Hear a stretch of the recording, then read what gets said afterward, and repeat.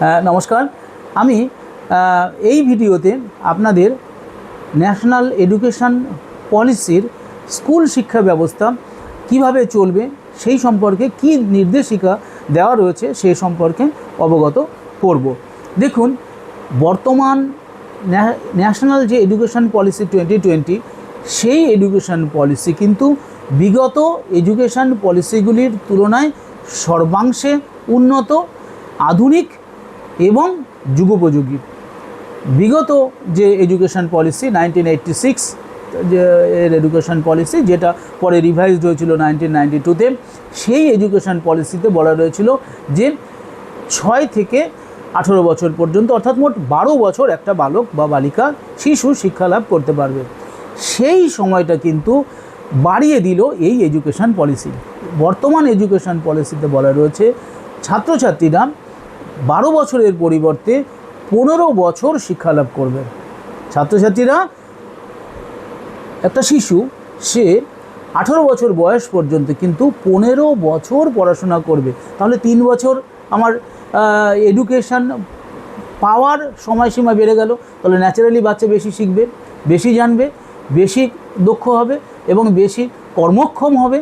ঠিক আছে, দেখুন কি করে আগের এডুকেশন পলিসিতে বলা রয়েছিল যে 6 থেকে 6 বছরে ভর্তি হবে, 16 বছরে মাধ্যমিক দেবে, এইটা একটা স্টেজ। পরের স্টেজ ছিল 16 থেকে 18, অর্থাৎ 11-12 ক্লাস পাস করবে, তারপরে সে কলেজে ভর্তি হবে। বর্তমানের এডুকেশন পলিসি বলছে যে 3 বছর একটি বাচ্চা 3 বছর অঙ্গনওয়াড়ি কেন্দ্রে, প্রি স্কুলে বা বাল বাটিকাতে ভর্তি হবে। কতদিন পড়বে সে? 3 থেকে 6 বছর বয়স পর্যন্ত। ঠিক আছে, এটা চালু করতেই হবে কিন্তু।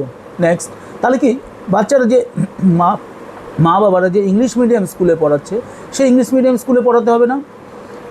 তাহলে পশ্চিমবাংলার শিক্ষা ব্যবস্থা দেখুন কীরকম পাল্টে যাবে। তারপরে এবার দেখুন 2 বছর পড়বে কখন? 2 বছর পড়বে তারা, মানে 1 আর 2, 6 থেকে 8 বছর এই অবধি তারা ক্লাস এটা তারা 2 অবধি পড়লো। তারপরে ক্লাস 3 থেকে 5 পর্যন্ত, এটা প্রাইমারি, ক্লাস 3 থেকে প্রাইমারি স্কুল পড়বে 8 বছর বয়স থেকে বাচ্চা 11 বছর বয়স পর্যন্ত। তাহলে অঙ্গনারী বালবটিকাতে পড়বে বাচ্চা 3 থেকে 6 বছর, তাহলে প্রথম 3 বছর হয়ে গেল। তারপরে বাচ্চা আপনার 2 বছর পড়বে, সেটা 6 থেকে 8 বছর বয়স পর্যন্ত, সেইটা হয়ে গেল আপনার 2 বছরের প্রি প্রাইমারি। প্রাইমারি স্কুলটা হবে আপনার 3 থেকে 5 বছর, 3 থেকে 5 পর্যন্ত, অর্থাৎ 8 থেকে 11 বছর বয়স পর্যন্ত। ঠিক আছে, তারপরে বাচ্চা 6 থেকে 8 পর্যন্ত এলিমেন্টারি সেকশন। এলিমেন্টারি সেকশন হবে 6 থেকে 8 বছর বয়স পর্যন্ত, যে শিশুদের বয়স হবে 11 থেকে 14 বছর। তারপরে 9 থেকে 12, যে 14 থেকে 18 বছর, অর্থাৎ 4 বছর। এইভাবে যদি আপনি হিসাব করেন দেখবেন একটা বাচ্চা 15 বছর কিন্তু শিক্ষা লাভ করতে পারছে। তাহলে আগের বিগত এডুকেশন পলিসিতে যেখানে বলা ছিল 12 বছর শিক্ষা লাভ করবে একটি বাচ্চা, এই এডুকেশন পলিসিতে বলা হলো 15 বছর একটা বাচ্চা শিক্ষা লাভ করবে। এবার দেখুন, যে এডুকেশন সিস্টেমটা বলা রয়েছে সেখানে কিন্তু হল, তার মানে কি দাঁড়ানো, 5 + 3 8 + 3 11 + 4 15 বছর। ঠিক আছে, এইটা স্ট্রং বেস আর্লি এডুকেশানে তৈরি করা হবে। আর্লি এডুকেশান মানে বলছে যে early childhood care and education, এটা ইংরেজিতে সংক্ষিপ্ত রূপ হচ্ছে ECCE, এবং এটা ক্লাস 3 থেকেই কিন্তু শুরু হয়ে যাবে। এইবার দেখুন বলছে আর্লি চাইল্ডহুড কেয়ার অ্যান্ড এডুকেশানে ফাউন্ডেশন লার্নিং, অর্থাৎ তার মানে ভিত্তির শিক্ষা, তার বেসটা কীভাবে গড়ে উঠবে, কী কী শেখাবে। খুবই ইন্টারেস্টিং কথা বলা রয়েছে এখানে। বলা রয়েছে যে স্ট্রং ইনভেস্টমেন্ট, এখানটা প্রচুর বিনিয়োগ করতে হবে। আর এখানে কি কি শিখবে? এখানে বাচ্চারা যেটা শিখবে সেটা হচ্ছে ফ্লেক্সিবল। এটা কিন্তু কিছু জোর জবস্তি না কিছু, এটা ফ্লেক্সিবল, অর্থাৎ তারা ইচ্ছে মতন কী শিখবে, মানে বহুমুখী, বিভিন্ন স্তরীয় খেলাধুলার মাধ্যমে শিক্ষা, আর খেলাধুলা এবং কাজকর্মের ভিত্তিতে বাচ্চারা শিক্ষা, যেমন প্লে স্কুলে করে। এবং ইনকোয়ারি বেসড লার্নিং, অর্থাৎ বাচ্চাদের অনুসন্ধিৎসু জাগাতে হবে, বাচ্চারা যাতে প্রশ্ন করে সেই বিষয়ে অবগত করাতে হবে। এবং তারা তো আর কী কী শিখবে? বাচ্চারা অ্যালফাবেট শিখবে, অ্যালফাবেট মানে বর্ণমালা, ABCD অ আ ক খ এগুলি শিখবে। ল্যাঙ্গুয়েজেস ভাষা শিখবে, নাম্বারস সংখ্যা শিখবে, কাউন্টিং গোনা শিখবে, কালার্স বিভিন্ন রং বিষয়ে শিখবে, শেপস বিভিন্ন আকার বিষয়ে শিখবে, ইনডোর অ্যান্ড আউটডোর প্লে ঘরের ভিতরে খেলা, ঘরের বাইরের খেলা, ঘরের ভিতরে আপনার লুডো হতে পারে, ক্যারাম হতে পারে, তারপরে অনেক বিভিন্ন রকমের খেলা। আর বাইরের যে খেলা ফুটবল হতে পারে, ক্রিকেট হতে পারে, ভলিবল হতে পারে ইত্যাদি বিভিন্ন বিষয়ে খেলা, বা বল ছোড়া, ছোটোবেলায় বল ছোড়া বাইরে গিয়ে, তো এই সমস্ত খেলা এগুলি হতে পারে। ড্রামা শিখবে বাচ্চারা, ক্রাফট শিখবে, শিল্প শিখবে, ভিজুয়াল আর্ট এইগুলি শিখবে, পাজেলস শিখবে বিভিন্ন বিষয়ে, পাজেল ওই যে মেলানো ওইটা শিখবে। তারপরে লজিক্যাল থিঙ্কিং ছোটোবেলা থেকেই লজিক্যাল থিঙ্কিং অর্থাৎ যুক্তিসঙ্গত চিন্তা, যুক্তিসঙ্গত চিন্তা যদি তৈরি করে, এটা ভারতবর্ষকে যদি 2047 সালের মধ্যে বিকশিত ভারত তৈরি করতে হয় তাহলে এগুলি মাস্ট। এইগুলি না করলে কি করে ভারত বিকশিত হবে? তাহলে যুক্তিসঙ্গত চিন্তাভাবনা শিখবে বাচ্চারা, সমস্যার সমাধান করতে হবে কী করে সেটা শিখবে, ড্রয়িং শিখবে, পেইন্টিং শিখবে, অঙ্কন শিখবে এবং অন্যান্য বিভিন্ন ভিজুয়াল আর্ট ক্রাফট ইত্যাদি শিখবে, নাটক পাপেট্রি শিখবে, পুতুল নাচও শিখবে বাচ্চারা, মিউজিক অ্যান্ড মুভমেন্ট। এইগুলি কিন্তু কেবলমাত্র লিখিত আকারে রাখলেই চলবে না। পশ্চিমবঙ্গের নবনির্বাচিত সরকারের মুখ্যমন্ত্রীকে এবং আগামী দিনে যিনি শিক্ষামন্ত্রী হবেন, আমি তো বারবারই বলছি স্বপন দাশগুপ্তার কথা, বা যিনি শিক্ষামন্ত্রী হন না কেন, তাকে এই বিষয়গুলি লক্ষ্য রেখে কিন্তু সিলেবাস এবং বইপত্র তৈরি করতে হবে, অবশ্যই করতে হবে। না হলে আপনার আশা আর না আসা পশ্চিমবঙ্গবাসীর কাছে কিছুই যায় আসে না, মনে রাখবেন। তাহলে এই সমস্ত বিষয়ে আপনাকে শিক্ষা দেওয়ার ব্যবস্থা করতে হবে। আর কি কি করতে হবে? আরও ফোকাস করতে হবে আপনাকে ডেভেলপিং সোশ্যাল ক্যাপাসিটিস, বাচ্চাদের সামাজিক সামর্থ্য বৃদ্ধি করতে হবে। সেন্সিটিভিটি মানে তাদের হৃদয়ে মানে তাদের বোধগম্যতা বাড়াতে হবে। গুড বিহেভিয়ার স্পষ্ট করে লিখে দেওয়া হচ্ছে, গুড বিহেভিয়ার ভালো আচরণ শেখাতে হবে। কিউরিওসিটি উৎসাহ জাগ্রত করতে হবে। এথিক্স অর্থাৎ ন্যায় শেখাতে হবে। পার্সোনাল অ্যান্ড পাবলিক ক্লিননেস ব্যক্তিগত স্বচ্ছতা এবং সরকারি জায়গায় যে স্বচ্ছতা সেইগুলি শেখাতে হবে। টিম ওয়ার্ক শেখাতে হবে। দলগত কাজ এবং কোঅপারেশন, দলগত কর্মক্ষমতা, কর্মদক্ষতা এবং আপনাকে কোঅপারেশন সহযোগিতার মনোভাব, সহযোগিতা শেখাতে হবে বাচ্চাদেরকে। কে শেখাবে? বর্তমানে টিচাররা। তাহলে আমাদের বর্তমানে শিক্ষকদের দিয়ে যদি এইসব করাতে হয় তাহলে তাদের উপযুক্ত ট্রেনিংয়ের ব্যবস্থা করতেই হবে বর্তমান সরকারকে। বুঝতে পারছেন কতটা গুরুত্ব দিতে হবে? যদি দেশকে যদি 2047 ভারতকে বিকশিত ভারতে আনতে চান, ভারতকে বিকশিত ভারতে আনতে চাইলে এইগুলি করতেই হবে, ধরে ধরে ধরে ধরে শেখাতে হবে। তারপরে কি করতে হবে না, ওভারঅল এইম বা সার্বিক লক্ষ্য হবে যাতে বাচ্চারা তাদের শারীরিক, তাদের মানসিক এবং তাদের বুদ্ধিমত্তাগত উন্নয়ন সম্ভব হয়, সামাজিক, তারপরে আবেগগত, নৈতিক উন্নয়ন হয়, সাংস্কৃতিক এবং আর্টিস্টিক ডেভেলপমেন্ট মানে কি বলবো বাংলা, যাতে তাদের মানে শৈল্পিক উন্নয়ন হয়, অর্থাৎ শিল্প সত্তার বিকাশ যাতে ঘটে। And the development of communication এবং বাচ্চাদের কমিউনিকেশন অর্থাৎ যোগাযোগ দক্ষতা বাড়াতে হবে। কিভাবে তারা কথা বলবে? অনেক বাচ্চারা আমি দেখেছি 9-10 পর্যন্ত কথা বললে, প্রশ্ন করলে উত্তর দেয় না, তারা কথা বলতেই পারে না সঠিকভাবে স্পষ্ট। তারা অন্য সময় বাইরে বলতে পারে কিন্তু শ্রেণীকক্ষে কিন্তু তারা সেইভাবে কথা বলতে ঠিকঠাক কথা বলতে পারছে না, প্রশ্ন করলে জবাব দিতে পারছে না বা কোনো প্রশ্নও করছে না শিক্ষক শিক্ষিকাদের। ঠিক আছে? তারপরে বলছে ন্যাশনাল কারিকুলার অ্যান্ড পেডাগজিক্যাল যে ফ্রেমওয়ার্ক সেইটা অবশ্য দুটো অংশে করা হবে। যেমন সাব ফ্রেমওয়ার্ক 0 থেকে 3 বছর বয়স পর্যন্ত বাচ্চাদের করা হবে, এবং আর একটা সাব ফ্রেমওয়ার্ক 3 থেকে 8 বছর বয়স্ক বাচ্চাদের জন্য করা হবে। এর সাথে কি করতে হবে, the latest research on ECC বলছে যে ন্যাশনাল এবং ইন্টারন্যাশনাল বেস্ট প্র্যাকটিসেস বাচ্চাদের মধ্যে শেখাতে হবে। ন্যাশনাল এবং ইন্টারন্যাশনাল বেস্ট এডুকেশন পলিসি এখন হচ্ছে পৃথিবীর বেস্ট সেকেন্ডারি এডুকেশন হচ্ছে ফিনল্যান্ডে। তো ফিনিশ এডুকেশন পলিসিতে যেরকম বলা রয়েছে, এবং জাপানিজ এডুকেশন পলিসি, এই জাপানিজ এডুকেশন পলিসি এবং ফিনিশ এডুকেশন পলিসি এর সংমিশ্রণে আমরা যদি একটা যদি সিলেবাস তৈরি করতে পারি এবং একটা কারিকুলাম ফ্রেমওয়ার্ক করতে পারি না, আমাদের করতে হবে, যাতে করে আমাদের বাচ্চারা এই ভাবধারা শিখতে পারে। ঠিক আছে, তারপরে আমরা কি বলবো, আমরা বলবো যে ওভারঅল গোল অর্থাৎ সার্বিক লক্ষ্য হবে to ensure universal access to high quality ECCE across the country. High quality উচ্চমানের দক্ষতা যাতে বাচ্চারা অর্জন করতে পারে, সেই জন্য প্ল্যান্ড ম্যানার পরিকল্পিতভাবে ফেজড ম্যানারে ধাপে ধাপে এগোতে হবে। বিশেষ নজর দেওয়া হবে কিসের উপরে না, বিভিন্ন জেলা এবং স্থানীয় অঞ্চলে যেগুলি বিশেষ করে সামাজিক এবং অর্থনৈতিকভাবে পিছিয়ে রয়েছে তাদের জন্য বেশি গুরুত্ব দিতে হবে। অঙ্গনওয়াড়িরা কি করবে, অঙ্গনওয়াড়িগুলি আপনার সেইগুলি লোকেটেড প্রাইমারি স্কুলের মধ্যেই লোকেট করা যায় কিনা সেটা দেখতে হবে। প্রাথমিক স্তরের স্কুল এবং sections covering at least ages 5 to 6 and co-located with existing primary schools, এবং বর্তমানে যে সমস্ত প্রাথমিক বিদ্যালয় আছে তার সাথেই কো-অপ্ট করে নিতে হবে, একসাথে একই জায়গায় করে নিতে হবে। এই রকমই মোটামুটি লক্ষ্য রয়েছে। তাহলে প্রাইমারি এডুকেশনের দেখুন কি সুন্দর লক্ষ্য।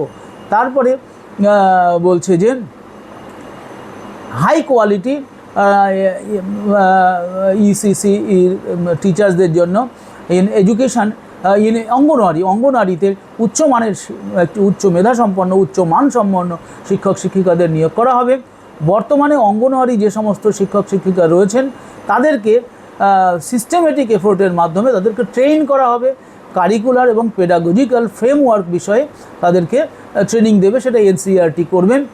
তারপরে আপনি দেখুন এই কী সুন্দর সুন্দর কথা বলা রয়েছে। এই অঙ্গনওয়াড়ি যারা সে সমস্ত শিক্ষক এবং কর্মীরা রয়েছেন তাদেরকে ট্রেনিং দেওয়া হবে। তারপরে তাদেরকে এই যে সমস্ত কারিকুলার এবং আমাদের যে ফ্রেমওয়ার্ক তৈরি করা হবে সেইগুলি সম্পর্কে তাদেরকে সম্যকভাবে অবহিত করানো হবে, যাতে তারা ফিরে এসে ট্রেনিং সেন্টার থেকে ফিরে এসে বাচ্চাদের সেই সমস্ত বিষয়ে শিক্ষা প্রদান করতে পারে। এইবার দ্বিতীয়ত বলছে যে ফাউন্ডেশনাল লিটারেসি অ্যান্ড নিউমারেসি।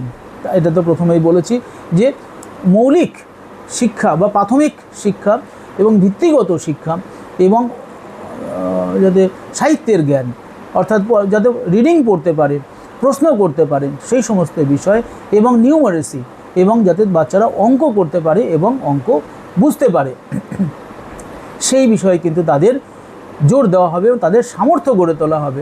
বাচ্চারা যাতে লিখতে পারে, পড়তে পারে, বুঝতে পারে এবং সেটা মানে লিখতেও হবে, পড়তেও হবে, বুঝতেও হবে, বলতেও হবে, এইটা যেন বাচ্চারা শেখে, সেইটা হচ্ছে আমাদের ন্যাশনাল এডুকেশন পলিসির বিশেষ লক্ষ্য।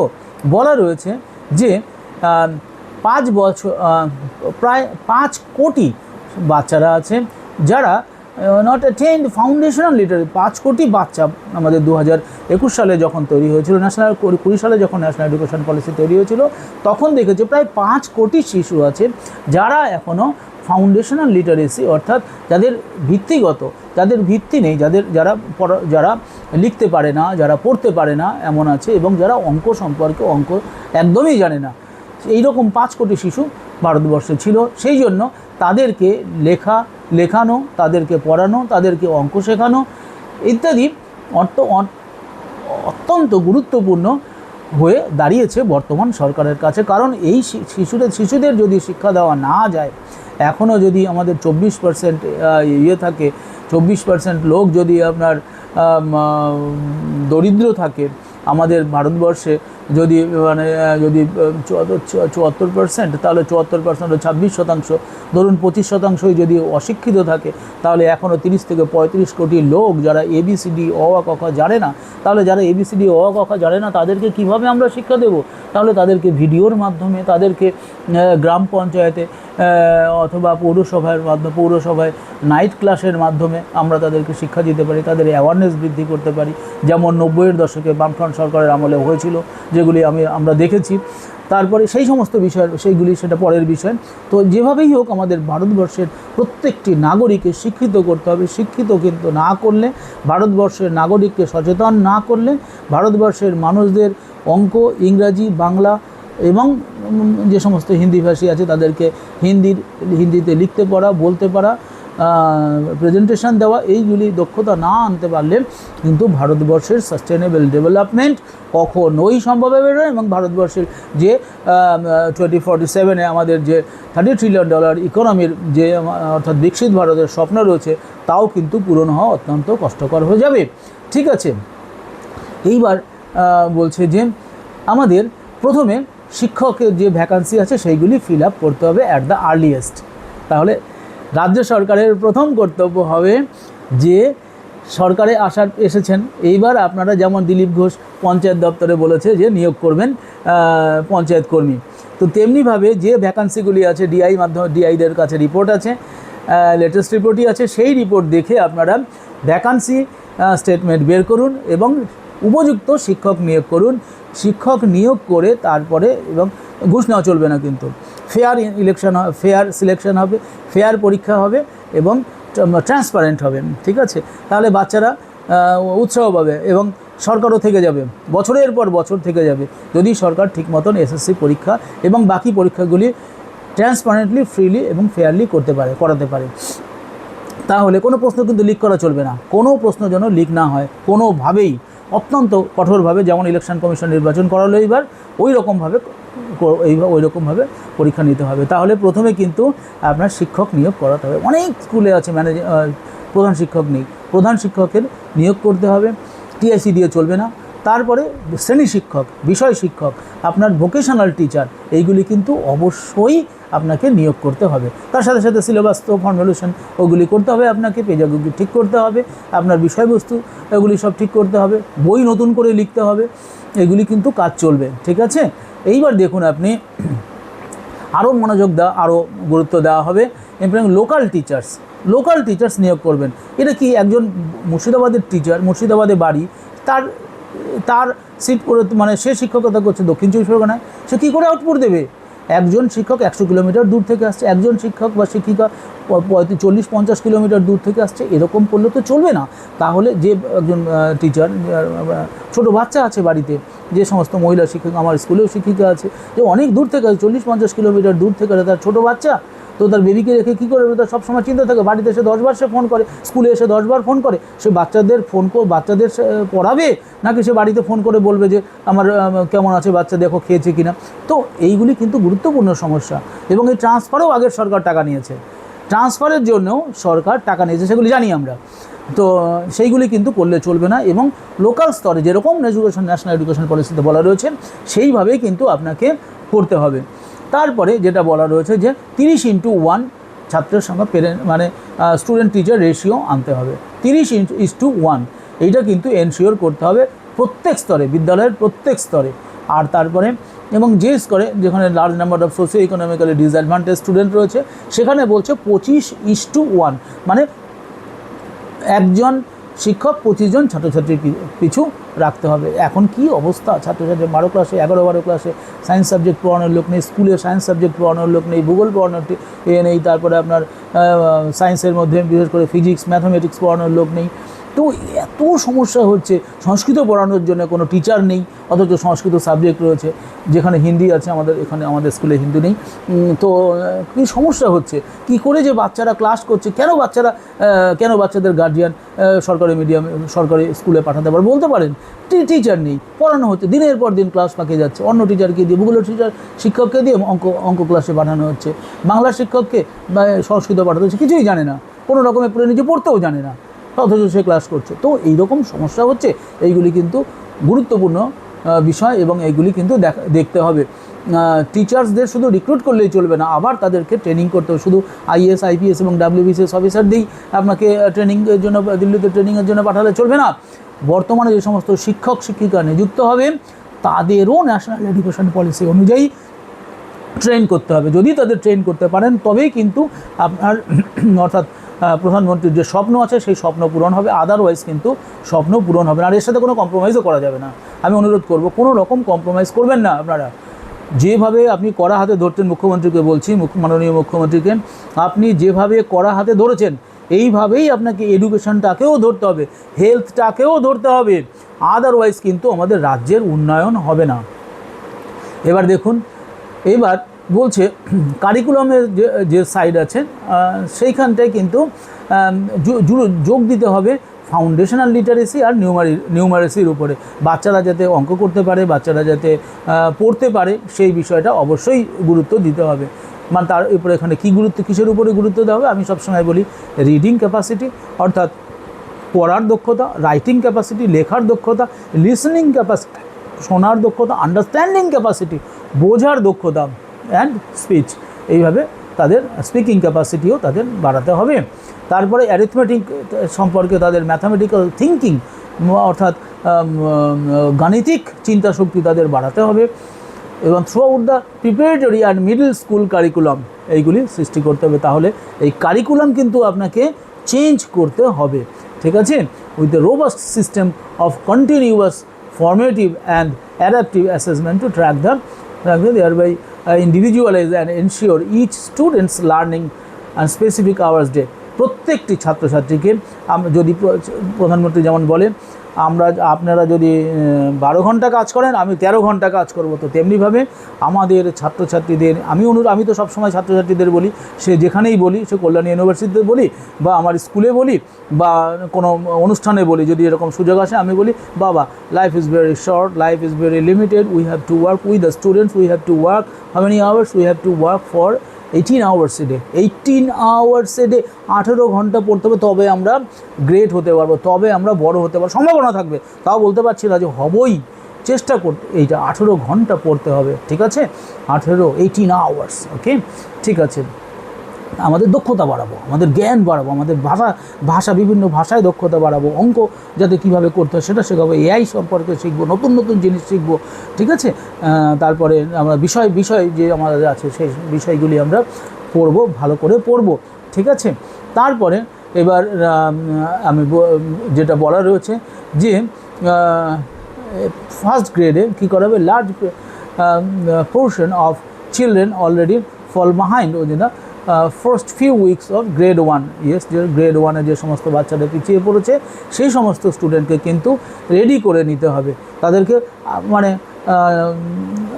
অতিরিক্ত সময় ব্যয় করে তাদের পিছনে ব্যয় করে তাদেরকে তাদের প্রিপারেটরি স্টেজে, অর্থাৎ তাদেরকে এমনভাবে প্রস্তুত করতে হবে যাতে তারা মানে কোপ আপ করতে পারে, সেরকমভাবে তাদেরকে তৈরি করতে হবে। বাচ্চাদেরকে অবশ্যই, ছোটো বাচ্চাদেরকে অ্যালফাবেট, সাউন্ডস, ওয়ার্ডস, কালার্স, শেপস, অর্থাৎ বিভিন্ন বর্ণমালা, তারপরে আপনি বিভিন্ন শব্দ উচ্চারণ কিভাবে করবেন সেইগুলি, বিভিন্ন শব্দ, তারপরে রং, তারপরে বিভিন্ন আকৃতি বা গঠন, কোনটা চতুর্ভুজ, কোনটা ত্রিভুজ, কোনটা আপনার সমান্তরাল, কোনটা আয়তক্ষেত্র ইত্যাদি শেখাতে হবে।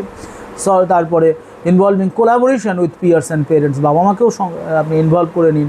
তারপরে পিয়ার্স এবং সঙ্গী সাথীদের নিয়ে মানে একসাথে ছাত্রদের ইন্ডিভিজুয়ালি যেমনভাবে ট্রেনিং দেওয়া হবে তেমনিভাবে তাদের দলগতভাবেও শিক্ষা দেওয়া হবে। দলগতভাবে শিক্ষা লাভ করলে বাচ্চারা কিন্তু ভালো শেখে।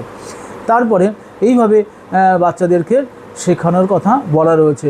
তারপরে বলা রয়েছে ডিজিটাল ইনফ্রাস্ট্রাকচার তৈরি করা হবে for knowledge sharing, technological intervention আনতে হবে to serve aids to teachers and help bridge any language barrier যদি থাকে সেইগুলিকে ভাঙার জন্য বা ল্যাঙ্গুয়েজ ব্যারিয়ারকে কাটানোর জন্য তাদের দীক্ষা সিস্টেম সেগুলি ইন্ট্রোডিউস করা হবে। তারপরে বলছে বর্তমানে যে লার্নিং ক্রাইসিস রয়েছে সেই জন্য সমস্ত সম্ভাব্য পদ্ধতি যা আছে সেইগুলি এক্সপ্লোর করতে হবে এবং শিক্ষকদের যাতে universal formulation literacy and numeracy আনতে পারে বাচ্চাদের মধ্যে, সেই জন্যে শিক্ষকদেরও মোটিভেট করা হবে এবং তাদেরকে উপযুক্ত ট্রেনিং দেওয়া হবে। তারপরে বলা হচ্ছে যে যে সমস্ত এমপ্লয়েবল এবং অ্যাসপিরেশনাল বই আছে ফর স্টুডেন্টস, ছাত্রছাত্রীদের জন্য সমস্ত স্তরে, সেইগুলি কিন্তু আরও উন্নত করতে হবে। প্রাচীন ভারতের যে শিক্ষা, প্রাচীন ভারতের যে দর্শন, প্রাচীন ভারতের যে সংস্কৃতি, প্রাচীন ভারতের যে ইতিহাস, সেইগুলি সমস্ত শিক্ষার্থীদের মধ্যে ঢোকাতে হবে। বাচ্চারা ভারতবর্ষের প্রাচীন ইতিহাস, প্রাচীন সাহিত্য, প্রাচীন কলা, প্রাচীন দর্শন সেগুলি সম্পর্কে জানেই না। আমাদের যে প্রাচীন চিকিৎসা শাস্ত্র, আমাদের প্রাচীন যে আয়ুর্বেদ শাস্ত্র, প্রাচীন জ্যোতির্বিদ্যা, সেইগুলি আমাদের ভারতবর্ষই সবচেয়ে বেশি উন্নত দেশ ছিল আগে, এবং ভারতবর্ষ থেকেই সারা পৃথিবীর লোক, সারা পৃথিবীর পণ্ডিতরা নলেজ বা জ্ঞান ধার করেছে এবং তারা আজকে উন্নত হয়ে গেছে, আমরা পিছিয়ে রয়েছি। তো ভারতবর্ষকে যদি, ভারতবর্ষের ঋত গৌরব যদি ফিরিয়ে আনতে হয়, পশ্চিমবঙ্গ যে একসময় ভারতবর্ষের কালচারাল হাব ছিল, সেই কালচারাল হাবকে কিন্তু পুনরায় জাগ্রত করতে হলে পশ্চিমবঙ্গকে আরও এগিয়ে যেতে হবে এবং আরও অত্যন্ত মানে গুরুত্বের সাথে এবং অত্যন্ত দক্ষতার সাথে এগিয়ে যেতে হবে এই সমস্ত বিষয়ে।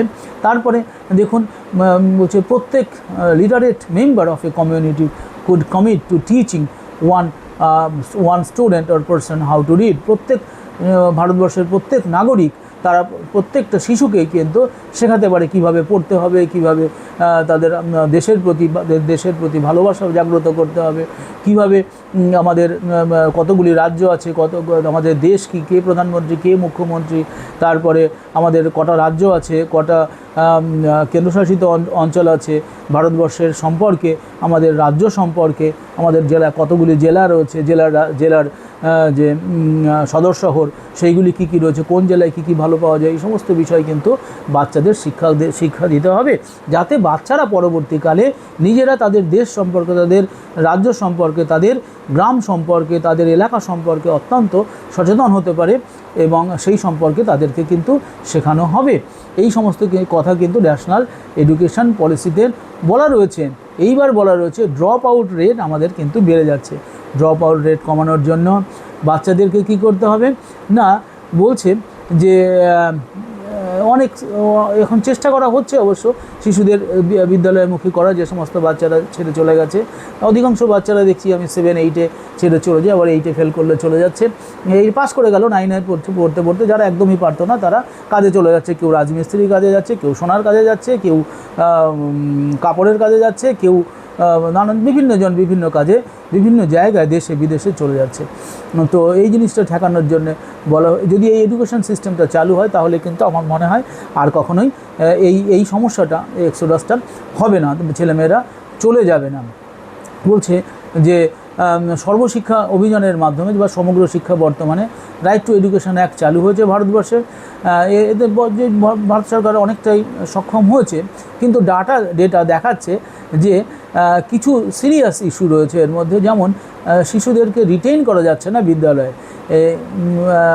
বলা হয়েছে যে 6 থেকে 8% তারা রয়েছে, 90.90%, কিন্তু যখন 9 থেকে 10-এ উঠছে তখন 11 থেকে 12% ছেলেমেয়েরা আর থাকছে না, তখন ওটা হয়ে যাচ্ছে প্রায় 79.3% এইরকম, এবং 56.3% বাচ্চারা থাকছে। এইটা একটা বড় সমস্যা রয়েছে। এখানে significant proportion of enrolled students drop out after grade 5-এর পরে ছাড়ছে, ক্লাস 8-এর পরে ছাড়ছে, মাধ্যমিকের পরে ছাড়ছে, 12 ক্লাসের পরে ছেড়ে দিচ্ছে। অনেকে পড়াশোনা করতে পারছে না, তাদের সামর্থ্য নেই, কারা দূর থেকে আসছে বা তাদের বাড়িতে রেসপন্সিবিলিটি অনেক, এই বিভিন্ন কারণ আছে যার জন্য তারা পড়াশোনা করতে পারছে না।